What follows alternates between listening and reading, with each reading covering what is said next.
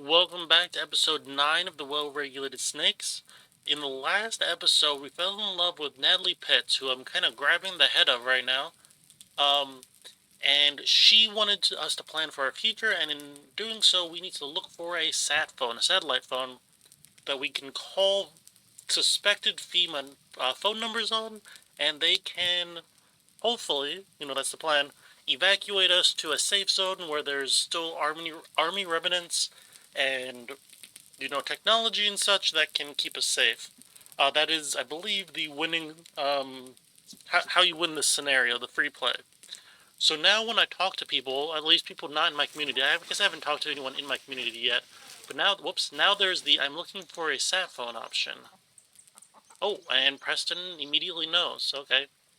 Guy in Martin's front by the name of Malachi Guthrie. They're looters, oh great. Well, at least that means I don't have to pay for it.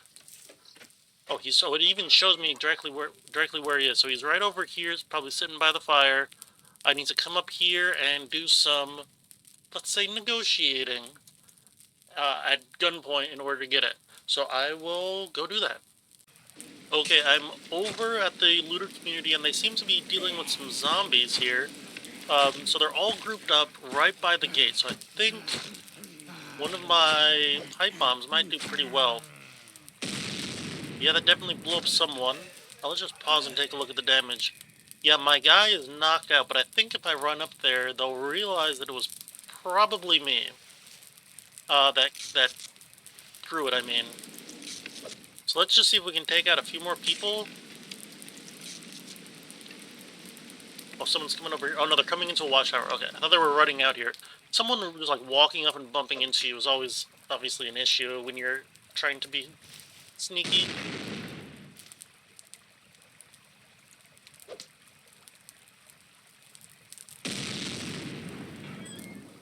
Am I doing damage? I mean, they're definitely getting knocked unconscious and stuff. It's hard to tell. Oh, yeah. Running wild all around. They must be taking a lot of damage here. Ooh, I think I just hit that guy. That was great timing, coincidentally. And there's the guy that I want to take out. I think he's unconscious now. There might not be anyone alive or awake over here. Let me just come over here real quick. Take some good stuff. Okay, now this guy, let's actually steal. Now let's pause it. Okay, so he does have the sat phone. That's perfect. I don't know if it has a battery. Maybe that's another thing we're gonna have to track down. Let's grab some goodies from him. And probably just use the sat phone. Okay, maybe I don't have to get the batteries. I'm gonna have to run back home though. While I'm here, I don't really want to go to war with them, but I also want all the good stuff. So let's loot this, and then I'll run back home, and we'll see what good stuff we got. I've actually like fully run out of sealed containers. I think I mentioned at the end of last episode that every container I have is just full. So I actually need more if I want to stock up more prepared food. So anyway, I'll be right back when I'm back home. It's a couple days later in real life, and it is time for me to call FEMA. So let's see how this goes. I grabbed all the numbers that I had. I had bought one. I think I got one from my girlfriend or whatever. I don't know technically what the relationship is called. My partner, and I think I got one from the guy who had the satellite phone. So let's see what happens when I call. Let's just use it.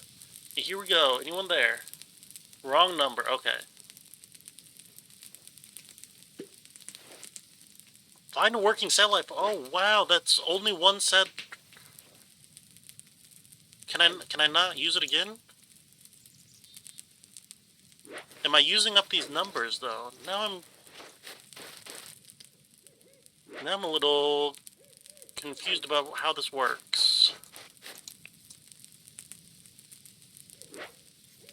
Find a working. Maybe this one just isn't working. Yeah, maybe it's not the phone number that's wrong. Maybe it's the satellite phone is not working because it does mention that it needs a battery here.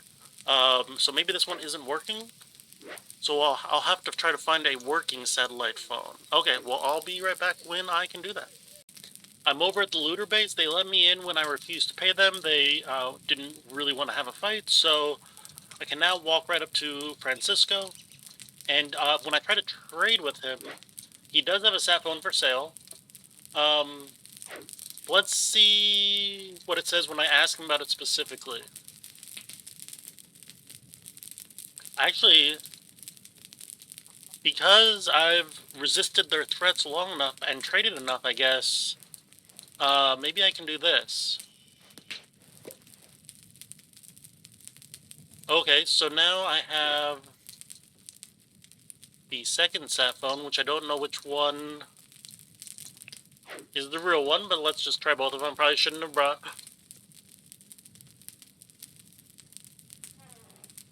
Okay, you'll send someone over, I'll look out for them. They'll send a team to my base. Sweet, okay, liaise, not a common word, liaise with the team. Do I know where the team is? Get to the chopper. Am I seeing... Oh, wait, no, there is. Okay, so straight this direction. Oh, yeah, right here, I see it. Oh, that looks actually pretty cool. Okay, I'm gonna run down here, and I'll be right back. I might have to give the thing back to this guy. I don't know how that works. I don't think so. Okay, so I'll be right back.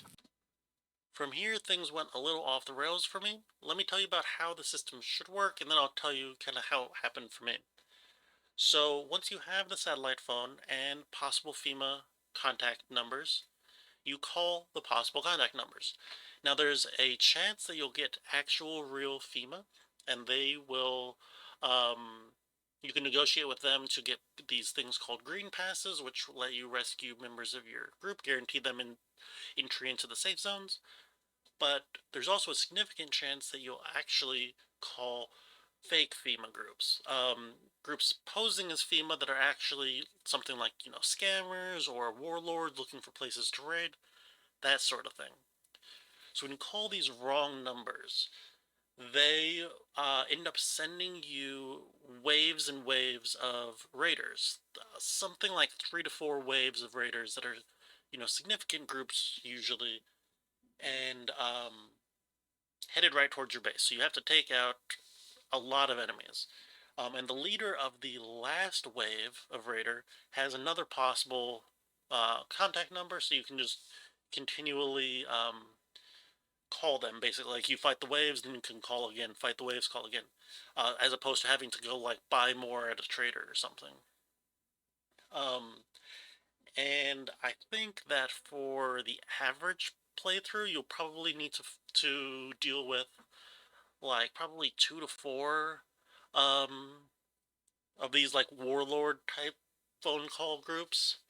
Uh, for me, for I guess my incredible bad luck, it took literally a dozen phone calls before I ended up calling real FEMA. So I have been fighting wave after wave of Raider in all of my free time for basically the last week. In my last episode, I said, "Oh, hopefully I'll have this next episode out on Monday."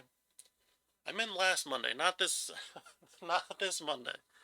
There just have been, I don't know, just incredibly bad luck as far as I can tell. I kept asking the Discord, like, can you actually get real FEMA? Like, am I doing something wrong? And everyone was just like, no, you just call and sometimes you get FEMA. Um, yeah, I just incredibly bad luck. And that can happen when you have, I don't know what the chances are, but let's say, 3/4 of the time you get uh bad guys and 1/4 of the time you get real good guys. Theoretically, in the average case, that would be 3 phone calls you get bad guys, and then 1 phone call you'd get a good guy. And for me, for whatever reason, I just kept rolling poorly and ended up just spending literally a week killing lots and lots and lots of raiders. Which hasn't been terribly boring, but given that I have been saying I wanted to create a new community for like the last 3 weeks of real time, has been a little frustrating. But eventually I did get in contact with real FEMA, and the way that they work is sort of similar. So you go there, and they say, "Hey, we can give you a green pass, but you have to do something for us first. We will give your location to a local warlord. They'll send one wave of enemies at you. When you kill that one wave of enemies, call us back, and we'll give you a green pass." And that's what I've done. So you get one green pass will save one person. So you have to fight a lot of waves of raiders if you want to save a huge, huge, huge community. Um, I don't think I'm going to opt for that, and instead I'm just going to get, I think like 5 or 6 green passes and just save my core main group of people. So anyway, hopefully by now I should have the 6 green passes, and we can see what happens next. It is late winter, almost spring, and I think we are about to leave. I have 4 green passes already earned, and I have a 5th one earned, but I haven't gotten it yet. So I should be able to escort my core members out just fine. I just want to do one last flyover of the base. I did expand the chicken areas to allow for more chickens and eggs to just be produced all the time, and I added a couple more food barns because you can never have too many food barns, I guess. Of course, I did cut into my farmland over here, but I had so much extra farmland. Last time I just overproduced food to an obscene amount that I don't need all this farmland. So we have 3 people here. I think Peyton, yeah, here she comes. She was on the tower, so yeah, it's gonna take an extra time. Or extra bit of time, yeah. So let's start passing out these green passes. Natalie, of course, is my girlfriend who convinced me that we should look for FEMA safe zones or quarantine zones. I don't think we have to worry about nasty looks because we're about to leave. Of course, Shane has been instrumental in just dealing with all of the raiders. He's been my go-to to just go out there and just shoot and throw pipe bombs and Molotovs and kill raiders. Of course, Steven did a decent amount as well, but mostly Shane. Um, Peyton, of course, especially early on, was just so key to providing food and also security with her excellent bow skills. And then Owen here has been in since nearly the beginning, just a solid workhorse, and also introduced us to the personal missions. I think his was the first personal mission I did, where I went and tried to get a deer with him. So let's call FEMA and set up the 5th green pass. I didn't mention in the last voiceover that actually, once you call the correct phone number, you don't have to deal with the randomness anymore. Um, the yeah, you just keep calling the same phone number. What's up here somewhere? Oh no, it's right over here. Okay, so let's start running over here. Yeah, you just keep calling the same phone number. So it's just I just called literally a dozen wrong numbers. Um, you can see, yeah, all the paper trails here are times I called the wrong number. You can see, yeah, 5 of them in a row there. I just had really bad luck. But we're running towards escape right now, so I'll be back in a moment. Okay, my whole group here has arrived. Let's head over to the plane. They're always worried that I'm going to attack them, even though I'm always the one who called them. Whatever. So let's go over and talk to Quinn. I'm the one who contacted you. Great, so now we have all 5 passes that we wanted, and this would be the place where if I wanted to, I could say, yeah, hit me, and then I would have another raider attack force, attack my base, and I can earn another green pass. But I've earned all the green passes I want, so let's use the green passes right now. I've given out 4, besides myself. Let's go. It's time for us to go. You and 4 more Mazafeets. Are you sure you're not leaving anyone behind? No one that I really care about. And oh, this is cool. It's showing, I guess, each survivor. We have Shane here, of course, Peyton. I guess I probably didn't need to go over each survivor individually when I was handing out the green passes. Uh, if they're just gonna go through this sort of thing. Oh, she's 52. I wouldn't have guessed that. I guess I never looked at her age.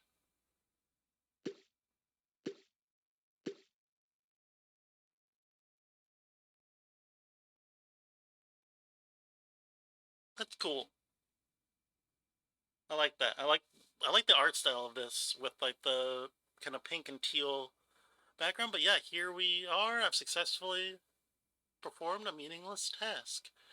Um, and now I can start the harder community, which I will do so in the next episode. Well, in the next episode of a new series, I guess I should say. Anyway, thank you all for watching. It has been a long but incredibly fun and educational run through this game. So I will see you in the next one.